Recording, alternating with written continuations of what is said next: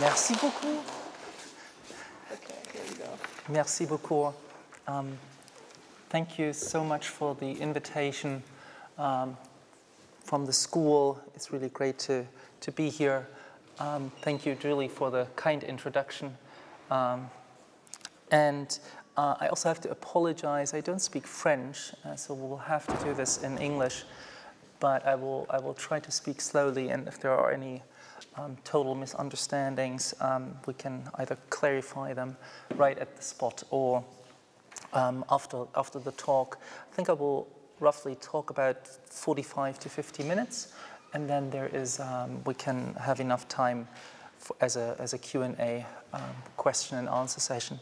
I also decided to talk only about the book, not about the my exhibition projects or design projects, but I think it will make sense also because you might have seen some of the exhibition projects already, but I also think that the points that I will illustrate at the beginning hopefully give an understanding or give an insight how I use that type of research also kind of as a way to develop a kind of design attitude. So it's really great to be here to present the book, which was a long time in the making. Parts of it came out of my dissertation research, and then over the past decade I did additional research and additional writing, and this is what has come out as this book called The Good Metropolis. I wanted to begin by articulating a few aspects that drove the research and identify key ideas that the project puts forward, followed by 3 episodes from the text. In many ways, the book is born out of an understanding of architecture as an urban project. I have a deep belief in this notion of architecture as an urban project, and also a belief in the city as a kind of, one could say, catalytic realm for architecture experimentation. And so the subject of the book is based on the productive tension between the city and architectural form, which one could say runs somewhat counter to conventional readings in which urbanization is often viewed as something that undermines and negates architecture's effectiveness.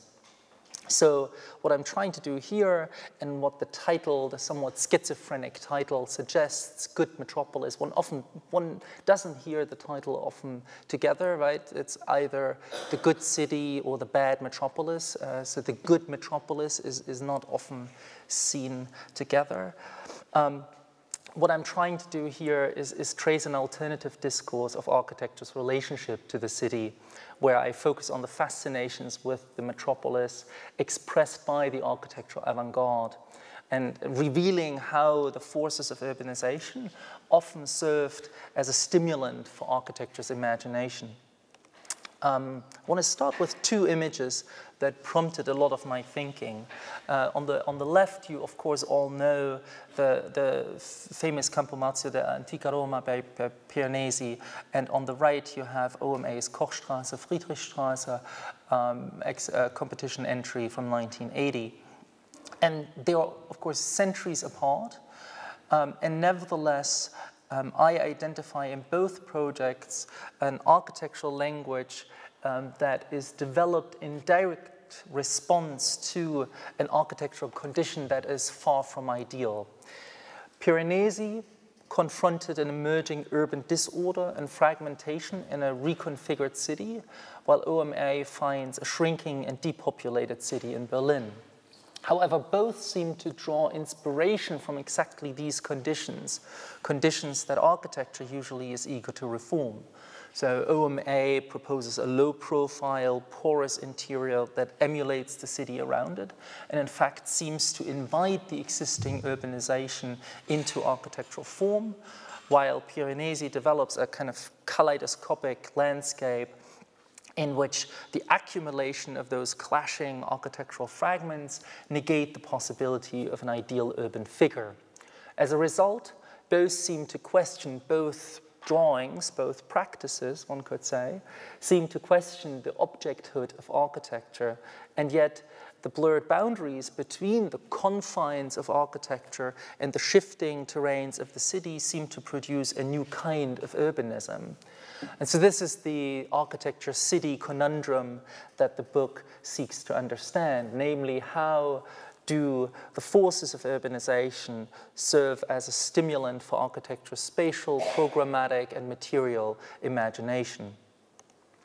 Manfredo Tafuri had already described the Campomarcio as a document of the struggle between architecture and the city, between the demand for order, right, architecture, the ordering element, and the will to formlessness, which is the city in Tafuri's eyes. Architecture, the so-called ordering element, was hopelessly overwhelmed, in his view, by the urban environment that Piranesi rendered. And indeed, the gulf between architectural form and urban formlessness seemed to only widen as urbanization became ever more invasive. If one thinks of the industrial city, these cities were predominantly criticized as discontinuous, chaotic, irregular, overwhelming. And an interesting term that was also used at that time was formlessness. What is the French? Or informe? Informe. Informe. Oui. And so the term informe, formless, Bataille also uses it, and so maybe that's of interest to the students. The term formless would describe the city's lack of form, but it also articulated a certain ungraspable nature of the big city that could no longer be pinned down.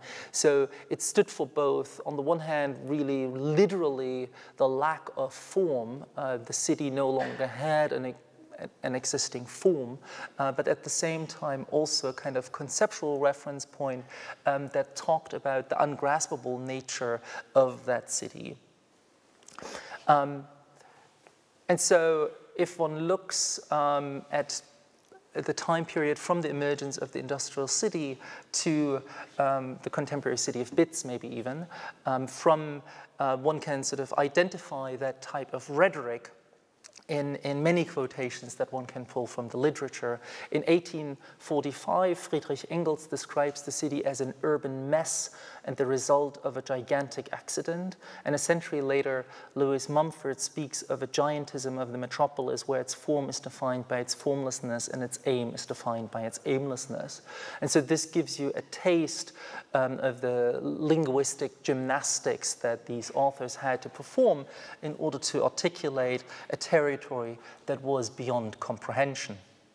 So while the concept of the formless city surfaced frequently in the architectural discourse over the last century, often appearing as part of a critique of a city without form or the urban jungle, the term's impact has to a large extent been overlooked, and its possible productiveness for architecture has not been considered at all. Indeed, or instead, established historiographies reinforce the image of the modern architect as opposition to urbanization and focuses primarily on moments when architects have attempted to counteract the uncontrolled conditions of urbanization. And the general perception is that the modern architect and urbanists engage the metropolis like this. Everybody knows this figure, of course, especially here. And a modern architect with projects that seemingly disregard the existing city and superimpose a new formal language and a new scale. And of course, there are plenty of examples to choose from. Modern architects eager and full of commitment and confidence to bring about a new city. And yet this focus on moments when architects have attempted to counteract the uncontrolled conditions of urbanization leave very little room to bridge the apparent divide between their architectural designs and their urban plans, right? After all, how could the aggressive sensationalism of the Plan Vincent be reconciled with the urban sensibility of the Cité des Réfugiés, for example, by the same architect in the same city just a few years apart. Of course, post-war urbanism has seen a number of projects that engage the city through a heightened optimism to find potential in the everyday city. And yet, well, the way that historiography reads those examples is predominantly through a kind of counterposition to the modern project. And so, again, this kind of reading, right, that simply counters modernity or the modern architect with a kind of, that cuts into the existing city. This kind of reading cannot provide a coherent explanation of the emergence of a metropolitan architecture. It cannot give us an account of the continued fascination with the formless city that starts in the late 18th and goes until the here and now. And it gives us very few directives for understanding today's possible engagements with the world of extreme urbanization. So therefore, my intention with this book is to outline an alternative trajectory, one that complicates the apparent opposition between modern planning and post-war non-planning, between critique and embrace of the city, between architectural form and urban formlessness. So those are the kind of the big question that I'm trying to raise in the book, and the way I'm organizing and structuring the book is in three parts, and these three parts try to put forward really a realignment of key figures and texts in order to reveal how the formless metropolis has been maybe at least a prevalent force, if not the prevalent force, within architecture discourse across the 20th century. These three parts are structured accordingly. You see them 1, 2, 3 on the screen. The first identifies an altered way of seeing, a kind of visual change of perspective, and with that also came a different attitude and ways of seeing the city. The second part unearths the history of a metropolitan architecture and focuses on design techniques that use extrapolation of the existing condition rather than the reform of them. And then the third part looks at urban narratives that challenged established conventions. These are the main characters that the book engages. Intentionally, my argument relies not on a single group of architects or theorists, but rather on the ideas and projects put forward by very different figures that coalesce into a modified discourse on the city.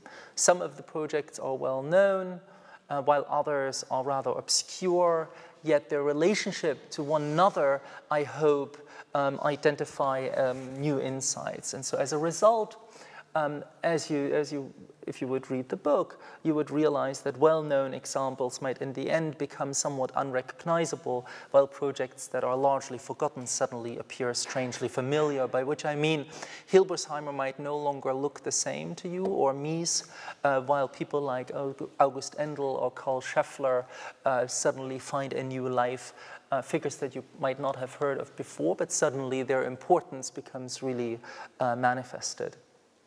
So the first episode that I want to talk about is part of the second chapter, which links the formless city to the emergence of a metropolitan architecture.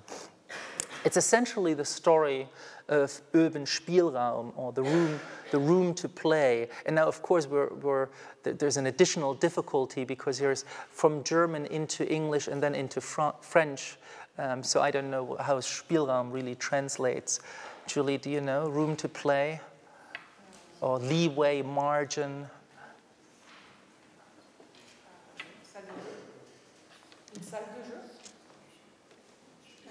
What she said. Cool. Thank you. And so, of course, when one So it's this kind of urban Spielraum that I will talk about that some protagonists found in the metropolis. And when one thinks of metropolitan architecture, you all probably think of these two references when it comes to metropolitan architecture. But very little is known about the origins of the term and the way that they explored the metropolis. The early formulations of a metropolitan architecture arrived in architecture with this publication by Karl Scheffler titled Architecture of the Metropolis, in which he situates the architectural paradigms that emerged from within the modern city. At least that's how he explains it. And he looks at particular typologies that he believes are fundamental for a kind of forming of a metropolitan architecture. And so as proof of the architectural power of the modern city, you might say, he observed the uniformity, legibility, and emerging typology of apartment buildings under construction that you see here, and that are not yet adorned with any ornamentation. They're kind of raw. And so this kind of structural rawness really fascinated Scheffler. He highlighted the straightforwardness of industrial warehouses that seemingly related only to the needs of production and infrastructural conditions. So again, this kind of direct relationship between the economics of the city, the infrastructure of the city, and almost a kind of bubbling up of architectural form out of these forces is something that mesmerized him. And he was enamored by department stores as a new building type, giving expression to commodity culture. So Scheffler associated urban conditions with spatial, programmatic, and material ingenuities that so far had remained unrecognized. All these typologies that I just mentioned and that Scheffler highlighted were not considered architecture, right? These were sort of commercial works of building that architects did not consider masterworks.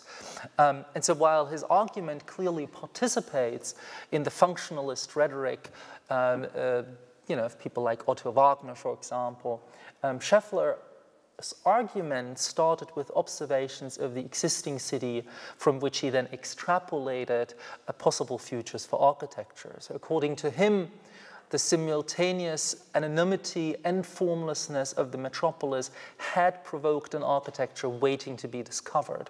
So it's almost as if, right, the metropolis on its own, or the forces of the metropolis, created an architecture that needed to be taken seriously, and that architects where he called upon architects to study. Berlin was the stage on which Scheffler saw this tension between the city and architecture emerge most fullest, a city that he described in its asymmetry, difference, and its multiplicity, where he sort of talks about Berlin as being obsessed about technology, unapologetic in its taste for progress, ironic in its lack of history, and uncritical yet passionate in its optimism. So quite severe criticism of the city itself. But then looking within the kind of maelstrom of urbanization, he then finds a lot of potential. In his 1910 publication on Berlin, The Destiny of a City, Scheffler argued that nowhere is the character of modern building art in positive and in negative terms more instructive. And in fact, he detects in Berlin's recklessness the origins of an urban modernity. And that's interesting. There's always a kind of, there's always a dualism in his work that is sort of, that shifts between horror and fascination, constantly back and forth. So on the one hand, the modern metropolis is really traumatic and terrible and chaotic and overwhelming and noisy and all of this. And yet then he turns around and says, okay, but we got the city, and so we might as well sort of step back for a moment and see if there are sort of hidden potentials. And he identifies these new typologies in the modern city that he thinks are really productive for architecture. So studying the map of Berlin, for example, he noted their formlessness, And Scheffler commented on the lack of any clear structure when he looks at these urban forms. So on the one hand, he saw Berlin's indifference as the prerequisite for an undefined urban image that lacked the sophistication of older cities, but at the same time, that type of indifference also fostered an unconditional openness towards modern inventions. And as the city grew after 1871, when it became the capital of Germany, so grew its formlessness into something fantastical. Whereas for most, the formlessness was detrimental to architecture. Scheffler reasoned that architectural inventiveness occurred not in spite of the formless metropolis, but especially because urban formlessness created Spielraum, a room to maneuver for unlimited possibilities. So the term Spielraum comes into play here, and it can be understood as leeway or as margin, as we mentioned a moment ago, or scope or room to maneuver. But I also especially like the literal translation, which means room to play. So it's a terrain to be playful within. And so for Scheffler, the modern metropolis was that terrain, a kind of playful terrain to discover new types of architecture. So therefore, associating the formless with this notion of Spielraum was highly productive, as this troubled condition of the city suddenly transformed into a space of chance and a space of play, making the city a springboard for spatial and organizational imaginings. So the unplanned, inarticulate, and varied sites of the city became the zone in which alternative conditions could develop and where architectural paradigms could emerge, new paradigms could emerge. As much as the formless city was problematic, and he mentions that throughout the book multiple times, associating it with an expansion in Spielraum made the metropolis the very source for a new kind of architecture, one that developed in the latitudes of the modern city. So here, the crisis of urban form, right, the lack thereof, enabled architecture's reevaluation through an intentional shift in attitude that sought to discover potential in the existing metropolis. He noted, it's no accident that at the moment when the inherent organization of the metropolis is propelled by the pressures of economy, a new form of metropolitan architecture emerges. And of course, I'm showing this because I want to make a link to other figures like Hilbersheimer, where this is a kind of sounding board form. So while his 1910 book on Berlin focuses only on urban conditions that hint at a new kind of cosmopolitan and metropolitan architecture, his 1913 publication on the architecture of the metropolis lists different kinds of building types as well as architectural elements that come close to what he describes a metropolitan architecture, even as the architects themselves, the architects that speak or that designed those works were often unaware of how their buildings changed the makeup of the city or how their buildings contributed to a new kind of metropolitan architecture. One of these figures is Alfred Messel. He's built the largest department store at the time. And Scheffler reads Messel's department store as a kind of collage of spaces and courtyards behind a regulated facade that wrapped its perimeter, a kind of urban block that inhales the city, that really sort of sucks the city in and creates a kind of interior urbanism that is really comparable to the way that urban form outside, or the form formless form of the metropolis outside is understood. And so he would also say things like, oh, isn't it fantastic how the hustle and bustle can be an analogy for the way that traffic works outside. But he would also critique the interior of this department store by saying, oh, there should be really no ornamentation in the interior at all, so that one can purely see the movement of the individuals moving around the shopping counters. So already thinking of the movement of the people as the actual ornament, of course, something that in the 50s and 60s would become a kind of big topic in architecture, in the architecture discourse. Another important reference for Scheffler were the houses of Heinrich Tessenau. But of course, at first sight, Tessenau's homes have very, very little in common with the metropolitan architecture. They are situated at large distances from the city. If at all, they're in the garden city.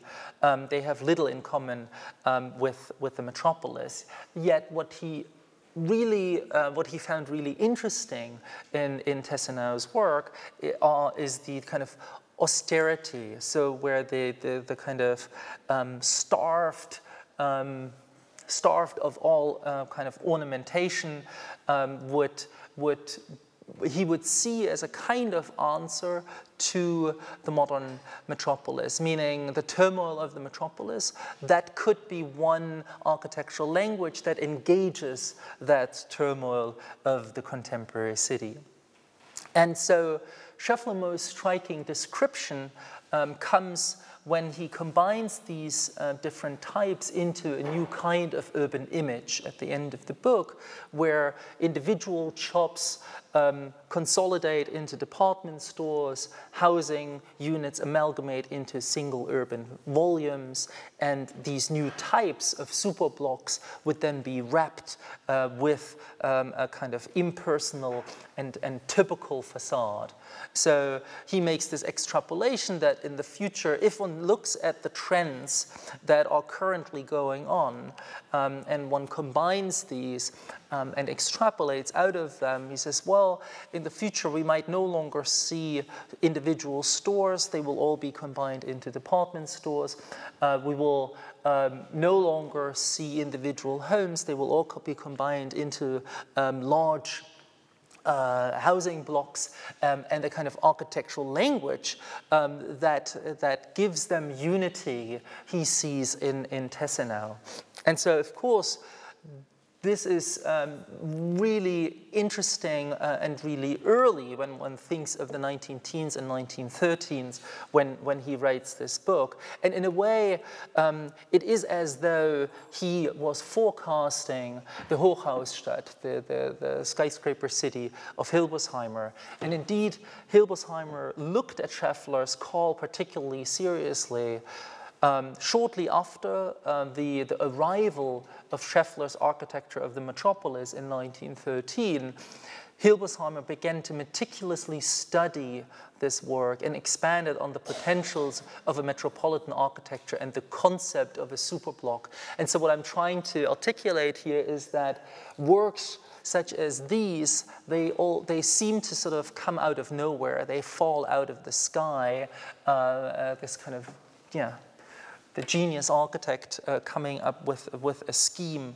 And yet it's really important for us, in order to understand this work and to understand the work that follows Hilbersheimer, to actually understand where he comes from.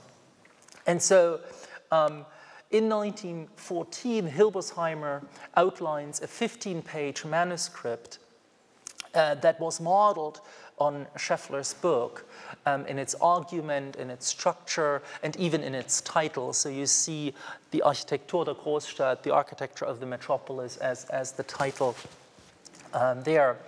And so in his draft, he attacked the chaos of the capitalist city as well as the answers with which architects and engineers sought to combat it.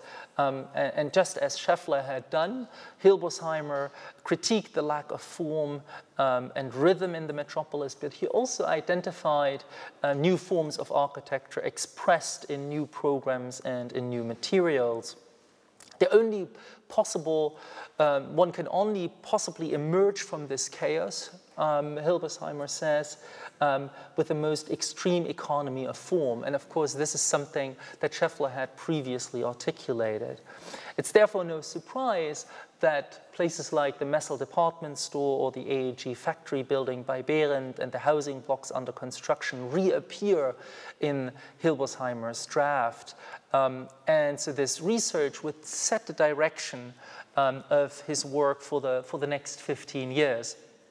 His analysis of the metropolis and the kind of extrapolation of urban conditions eventually published in 1927 under the title Großstadtarchitektur. And as I would like to translate it, metropolitan architecture. It has recently been translated as metropolis architecture, but I don't think that's very productive. Also because one sort of cancels out other clear relationships to, for example, the Office for Metropolitan Architecture. And so Hilbersheimer expands the catalog that he already set up in 1914, the table of contents that comes from Scheffler and that then is reworked and added onto for his 1927 publication of Metropolitan Architecture. Now, this radical project clearly altered the concept of a Großstadtarchitektur or a metropolitan architecture as formulated in the 19-teens.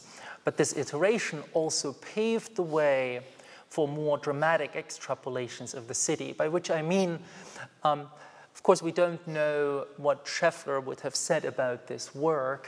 We know that it comes directly out of that rhetoric, but maybe that would be a kind of nightmare for Scheffler if he would have seen this. But it is clear that this work would influence later generations of metropolitan architects. And so there was a relatively quiet period immediately post-war, but in the 1950s and 60s, we see a surge of ideas relating architecture to particular urban conditions. And so Archizooms comes around, and their No-Stop City is largely based on Hilbersheimer's early work. And what they do is, of course, deliver the interior landscapes that Hilbersheimer never managed to draw. And when one looks at Branzi's writing at the time, as well as later memories, we see how Hilbersheimer is the kind of father figure for their type of work. And of course, OMA exchanges the linear slabs of Hochhausstadt with several monuments from their collective memory. So what I'm saying here is essentially that a captive globe is more Hochhausstadt than Manhattanism, right? The marble base. And so the Zeilenbau, the kind of linear towers, are simply exchanged for a kind of collective memory of OMA, one could say.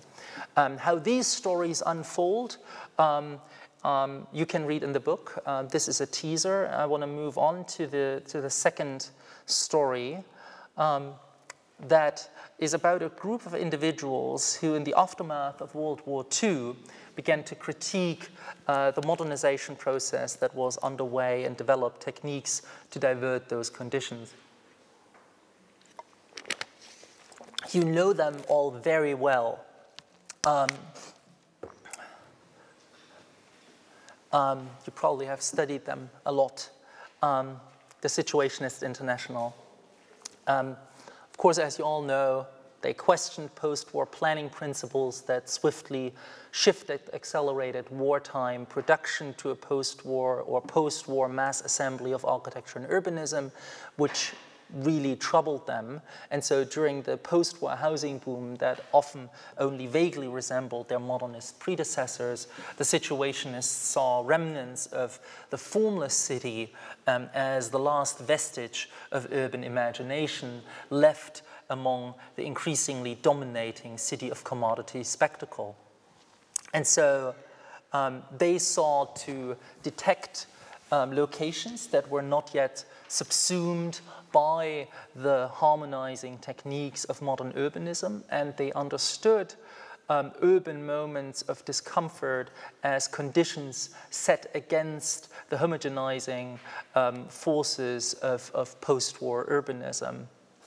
And so they continuously turned to the blind spots of the city, entered them in an effort to trace their boundaries and decipher their raw urban imagery.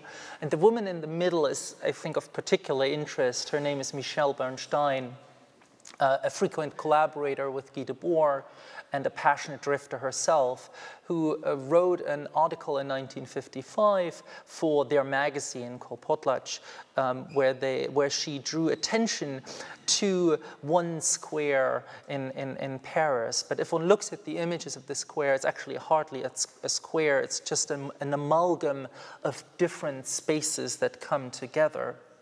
So at first sight, the location that she describes in her essay reveals nothing of significance. It's hardly a plaza at all. Yet her account discloses a place where different city forms clash, a location that sort of hovers between two arrondissements, between an empty public square and a semi-public garden, between private courtyards and urban blank walls, between the utilitarian demands of a bus stop and a small romantic monument.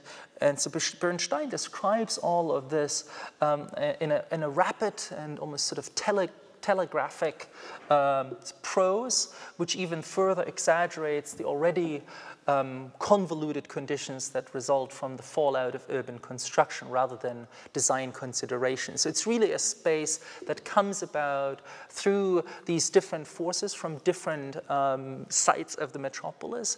There isn't really any design that one could decipher. It's really a fallout of metropolitan pressures. But the way that Bernstein describes it is really turning all the problems into qualities.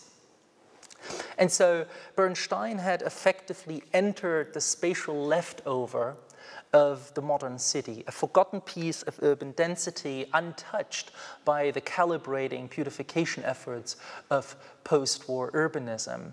An urban situation of the most profound incoherence and formlessness became, through Bernstein's voiceover, a space of utmost quality and an example of a different kind of city, and as well as a different kind of life within it.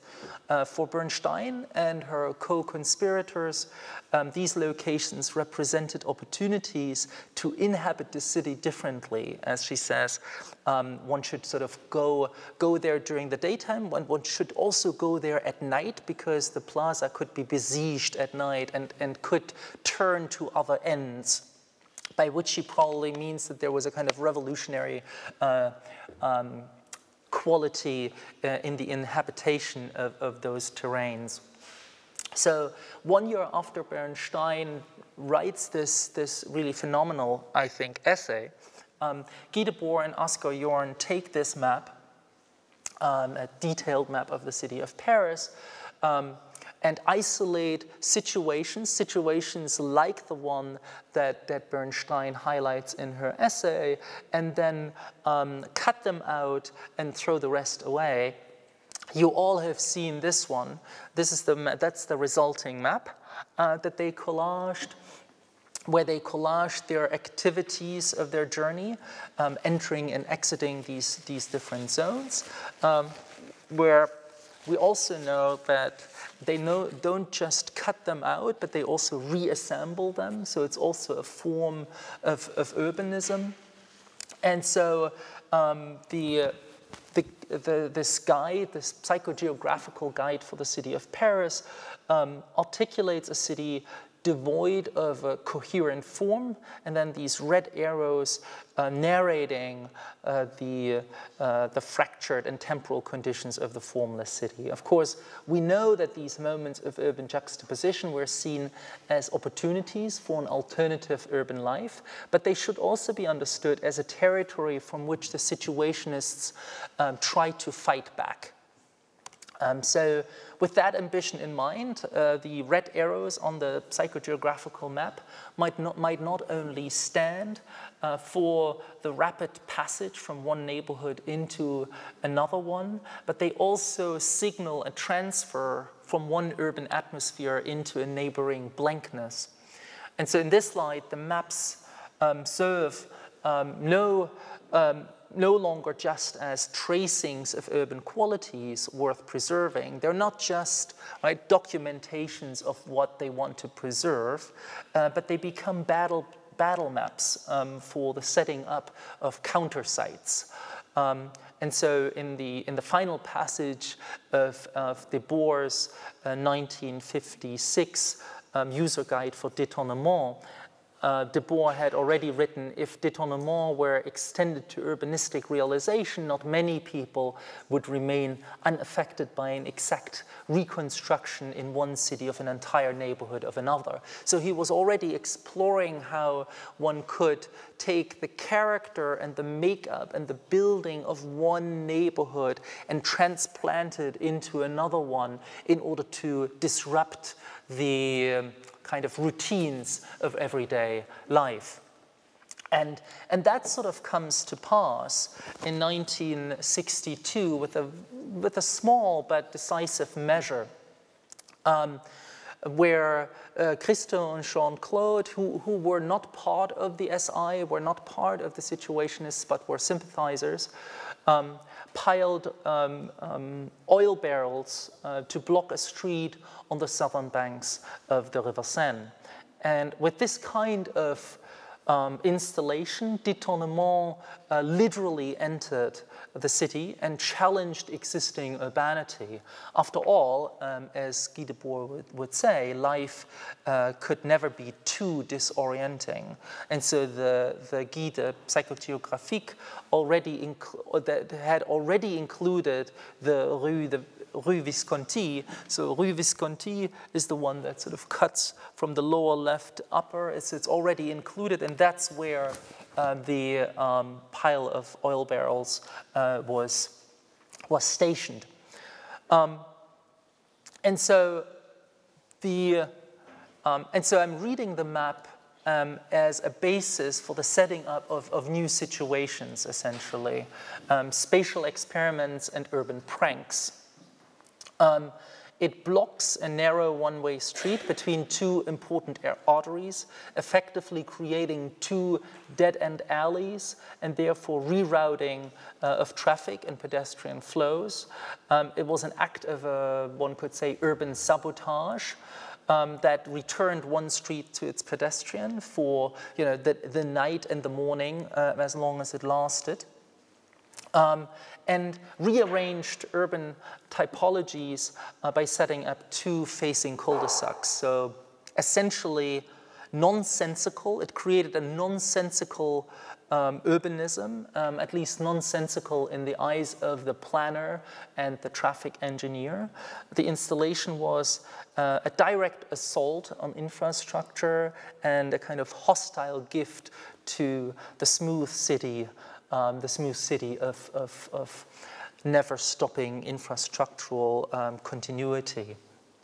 And so it's this kind of situationist offering that wanted to be so much more than just an instant. And Christo, at the time, would already articulate this, where he said this principle can actually be extended to the entire city. And with that, he added this strategy to the situationist catalog towards a unitary urbanism, which, of course, eventually would find its true architect in Constant.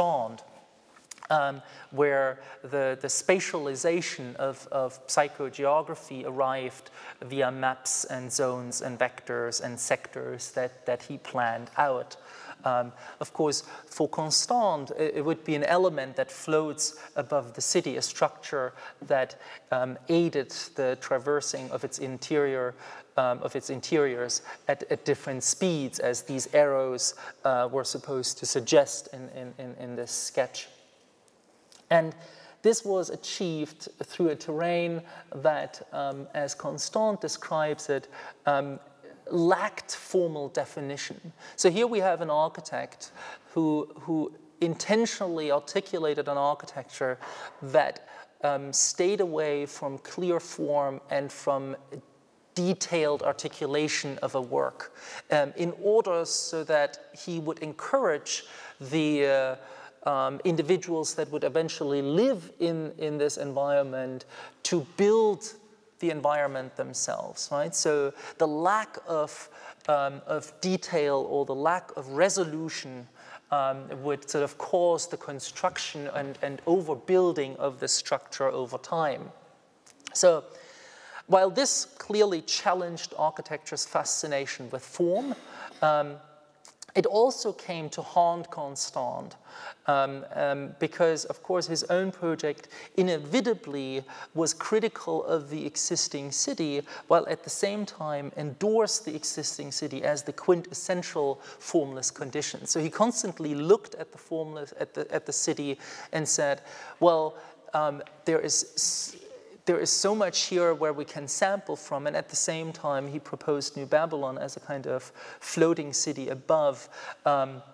And that conundrum might become most explicit when we look at plans like this, where he creates this conceptual collage. It's from 1969.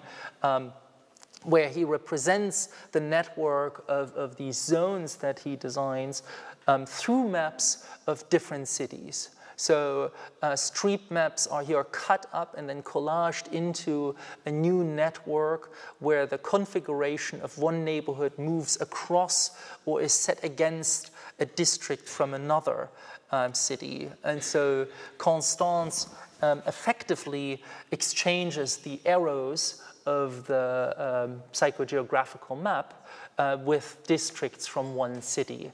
And I hope you can think back, right? These arrows that point to a neighboring blankness now become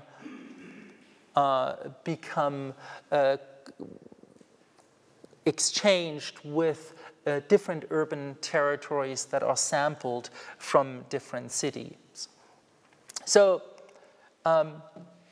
selected zones from places like Turin, Ghent, Prague, or Venice are already abundantly intricate, a complexity further heightened when juxtaposed against one another.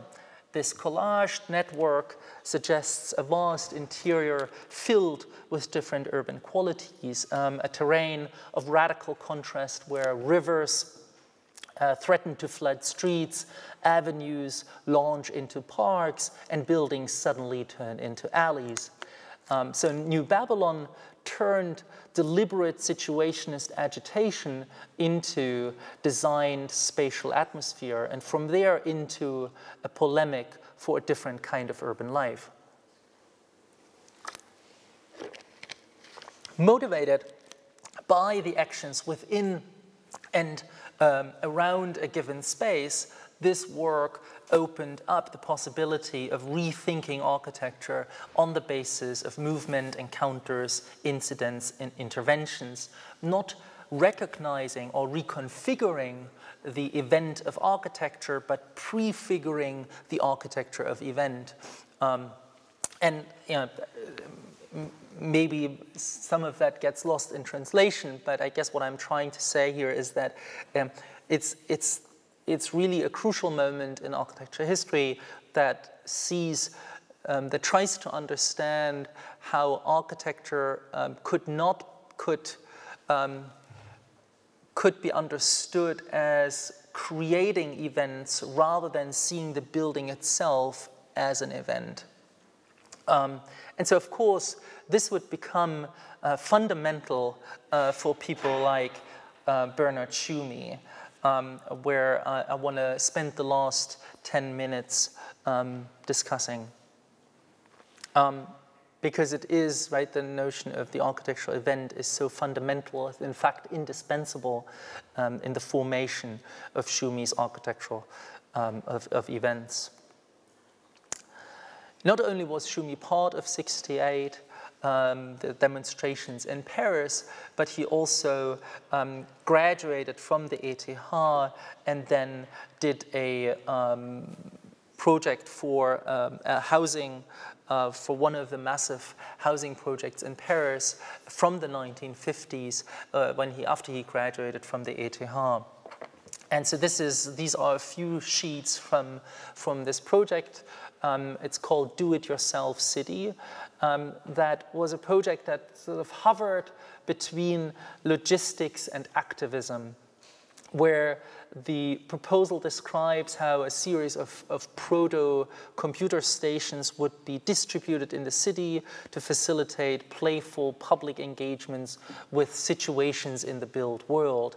And so it effectively turned the city into a new Babylon, one could say. Ultimately, the project depicts not a design blueprint, but a network of relationships and connections that unfold through scenarios, depicts not, which in turn aim at the dissolution of permanence in the introduction of play. So there are no architectural plans. It's all based on a kind of scenario planning, almost,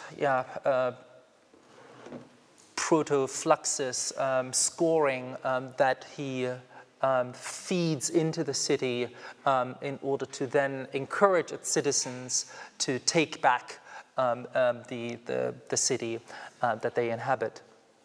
And so to discharge a formless swarm of actions that becomes a strategy to reclaim some territory of the city that was otherwise lost to post-war rationalization. And so you can also see how Tschumi actually goes intentionally into areas that the Situationists gave up already, right? Those are the ones that they cut out and throw away.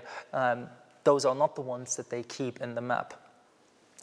From the prankster to the detective, if do-it-yourself city is Tschumi the prankster, then the transcripts, of course, come with Tschumi the detective, where he interrogates, discovers, and reveals hidden urban meanings, organizations, and events. And the role of the detective seems fitting, since the transcripts encounter different degrees of destruction and violence, acts in which architecture is primarily and most importantly always the witness of everything that happens within architecture, which is also the message in this postcard-size series of advertisements. This is advertisement number 8, a kind of later entry from a series that was already being composed at the time. But interestingly, 79 is also the date when he works on The Tower, the 3rd episode in the Manhattan transcripts. Why this would become important, we will see in a moment. But this advertisement shows a shadowy figure in mid-fall, only a few feet from a woman reaching over the windowsill. Was it a murder or a failed rescue? We don't quite know, right? It could be no, or it could be no, right? We don't know. It could be either or. And so Tschumi, though, made up his mind, right? He knew that it was an act of murder. And here the work samples an event from the realities of the city in order to confront the realities of architecture.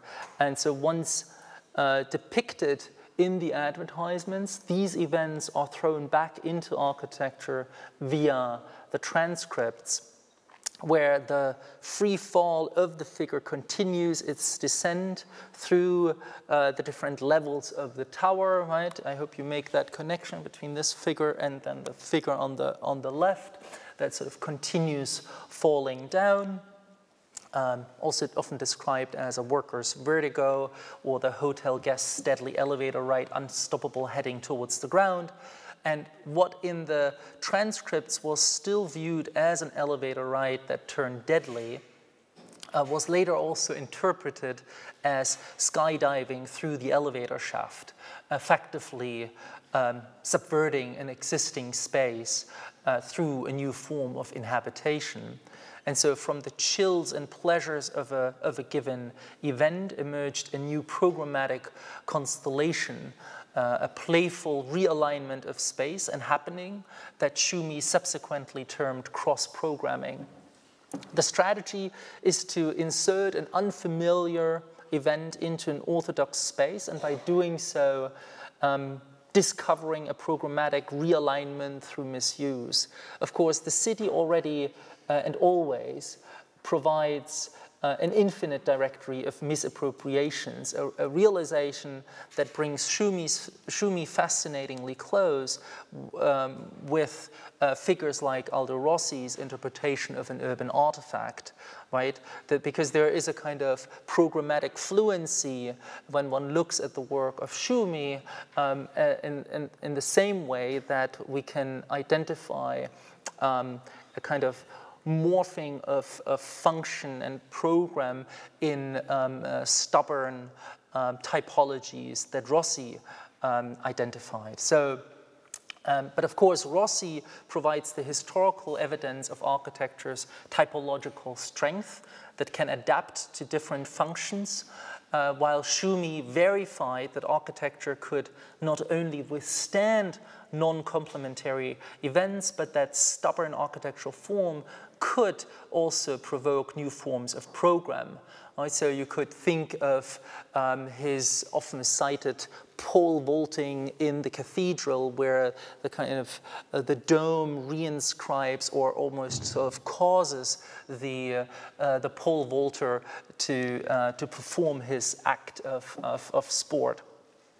And so for both Rossi and Schumi, architectural language is intimately linked to the city, a terrain made evident by human events. Indeed, Rossi's urban archaeology identified events and objects in the historical city, while Schumi's spatial cinematics locate them in the margins of contemporary urbanity. And the juxtapositions and resulting distortions that both find in the city are rehearsed in design projects. For the competition entry of the National Library, for example, Schumi crosses the library with a running track, effectively introducing the exercise of the outdoors into the silent halls of learning, and conversely bringing the reading room into the city.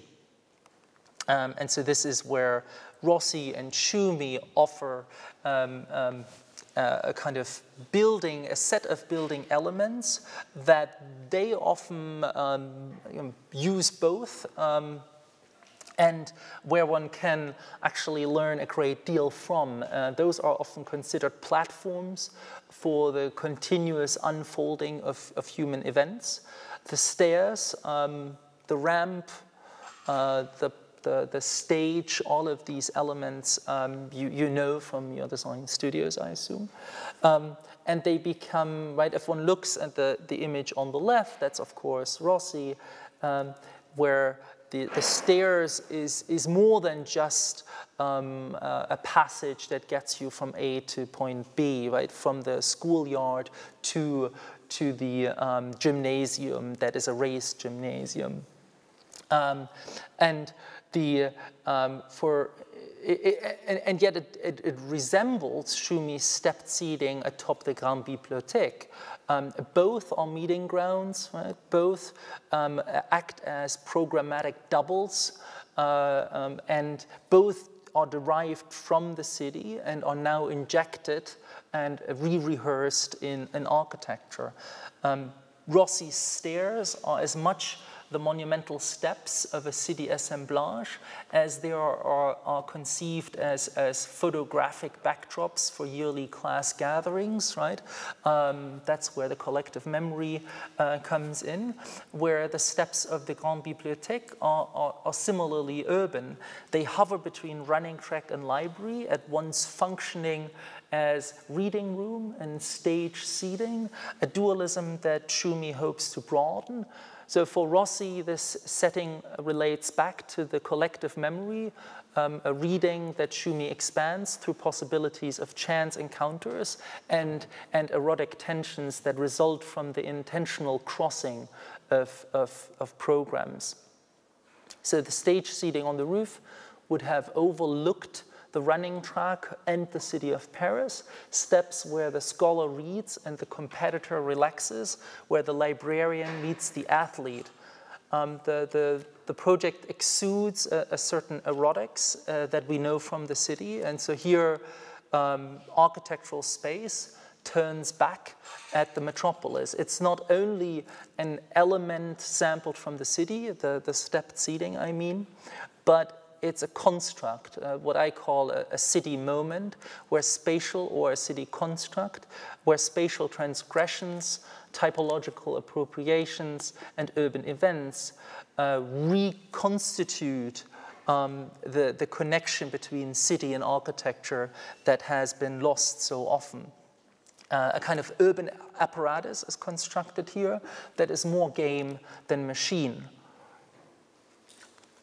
It acknowledges and embraces architecture's dependency on the city, while at the same time it is keenly aware of the city's independence from architecture. So while there is an awareness of architecture, or that architecture cannot do without the city, but that the city could very well exist without architecture, these types of works describe an architecture urbanism that functions as a city extension, where architecture makes the city an offer it can't refuse. Thank you very much. This is it.